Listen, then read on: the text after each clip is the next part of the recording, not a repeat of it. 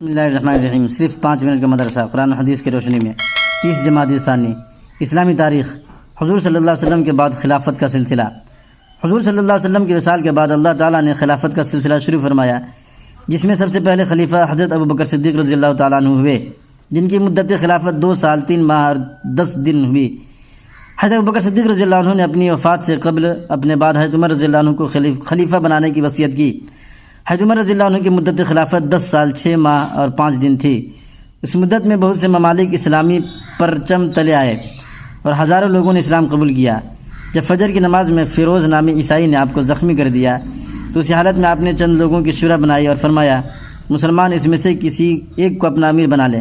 چنانچہ حضرت عمر رضی اللہ عنہ کی وفات کے بعد حضرت عثمان رضی اللہ عنہ کو امیر المؤمنین بنایا گیا۔ آپ کی مدت خلافت 11 سال 11 مہینے اور 18 دن رہی۔ حضرت عثمان رضی اللہ عنہ کی مظلمانہ شہادت کے بعد بے اتفاق رائے سب نے حضرت علی کو امیر المؤمنین چن لیا۔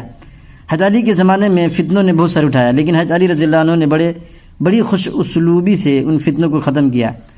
حضرت علی رضی اللہ عنہ کو بھی شہید کیا گیا۔ آپ کی مدت خلافت 4 سال 9 مہینے تھی۔ یہ چاروں حضرات خلفائے راشدین کہلائے اور ان کی خلافت کو خلافت راشدہ کہا جاتا ہے۔ حضور صلی اللہ علیہ وسلم کا معجزہ، گونگے کا اچھا ہو جانا۔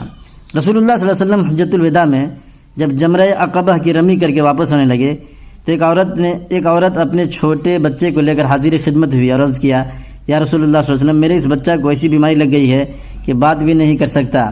تو رسول اللہ صلی اللہ علیہ وسلم نے ایک برتن میں پانی منگوایا اور دونوں ہاتھوں کو دھویا اور کلی کی، اور پھر وہ برتن اس عورت کے حوالے کرنے کے بعد فرمایا، اس میں سے بچے کو پلاتی رہنا اور تھوڑا تھوڑا اس پر چھڑکتی رہنا اور اللہ تعالیٰ سے شفا کی دعا کرتی رہنا۔ حضرت ام جندب رضی اللہ عنہ فرماتی ہیں کہ 1 سال بعد میری اس عورت سے ملاقات ہوئی تو میں نے پوچھا، بچے کا کیا حال ہے؟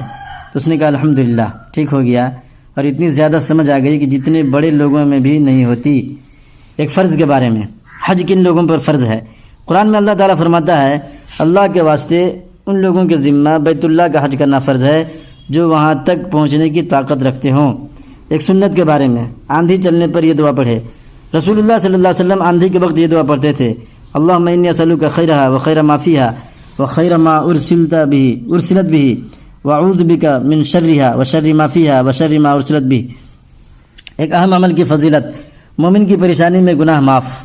رسول اللہ صلی اللہ علیہ وسلم نے فرمایا، کسی مومن کو درد، تھکن، بیماری اور غم لاحق ہوتا ہے اور اس سے اس کو تکلیف ہوتی ہے تو اس کے بدلہ اس کے گناہ معاف کر دیے جاتے ہیں۔ ایک گناہ کے بارے میں، فتنہ پھیلانے کی سزا۔